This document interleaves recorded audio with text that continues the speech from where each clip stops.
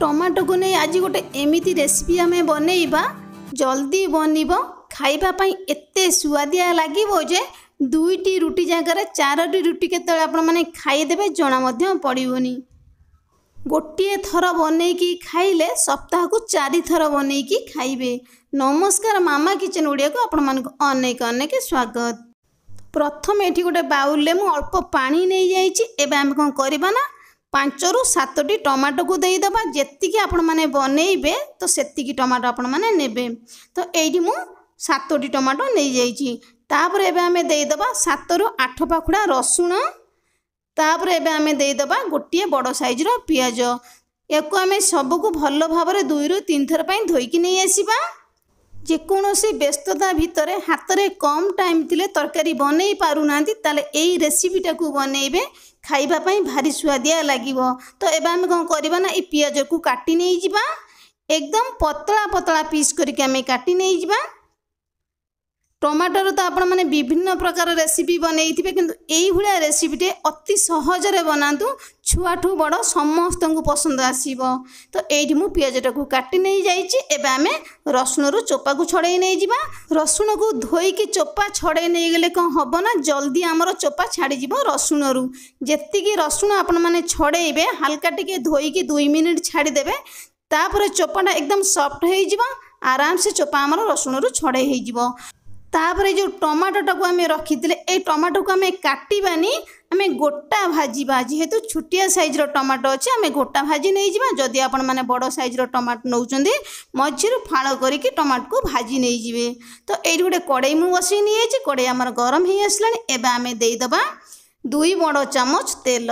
तेल गरम हो गला परे एबे आम देदबा 5 ରୁ 7टी सुखिला लंका। जेतिकी आपण माने राग खाइबे से अनुसार सुखिला लंका को देबे।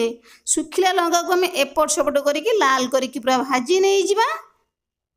तो एठी एबे हमर सुखिला लंकाटा भल भाव रे भाजी आसलानी। गोटे प्लेट को हमें ताकू बाहर कर नहीं जिबा।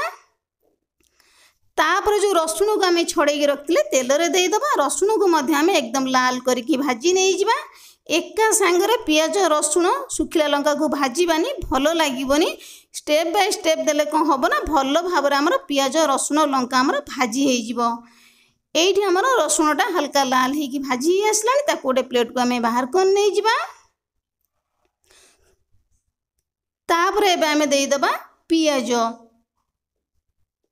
पियाज को मध्य आम हल्का लाल करके भाजी नहीं जिबा। एका सांगर जदि आम सबु जाक देकी भाजीबा भल भाव में भाजी हेनी। आम जो चकटिबा ना भल भाव में चकटी हेनी। तेणुक गोटे गोटे करके भाजिकी नहीं गले सबुजाक भल भाव में भाजी हो।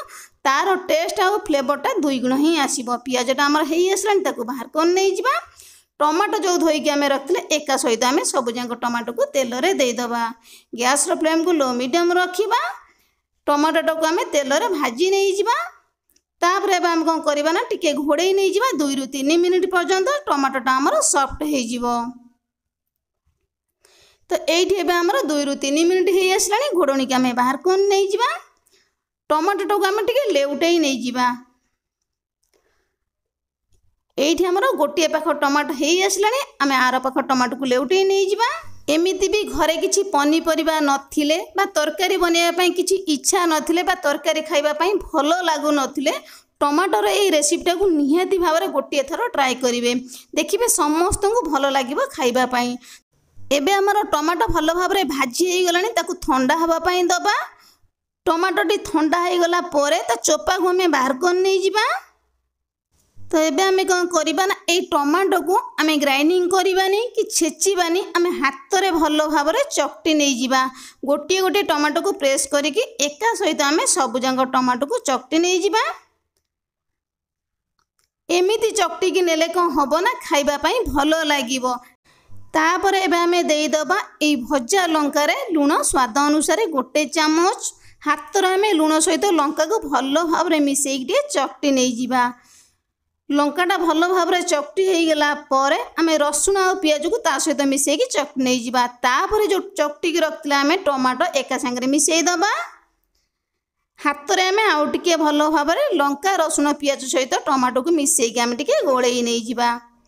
तापर एबे आम देदबा अल्प किछि कटा धनिया पत्र भल बास्ना आसिबो खाइबा पई मते भारी स्वादिया लागिबो। तापर एबे आमे देईदबा अल्प किछि कटा पियाज। सांगे सांगे जदि आपण माने टमाटर पागटा को बने की खाउचंदी ताले कटा पियाज देबे। जदि किछि समय परे ए टमाटर पाग को आपण माने खाइबा पई चाहुचंदी ताले पियाज कटा बिल्कुल भी देबेनी, भलो लागिबनी। सांगे सांगे बने की खाइले पियाज को ए भलिया भाबरे काटिकी देबे।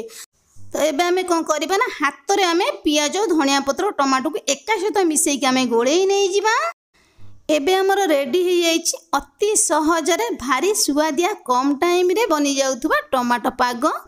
ता सहित गरमा गरम रुटी आ कौनसी तरकारी की चटनी दरकार पड़ोनी। तेबे मोर प्रिय दर्शक बंधु भिडियोटी की स्किप न करी फुल वाच करेंगे, फुल प्रोसेस रे बनइबे, खाइबे और समस्त खुआइबे।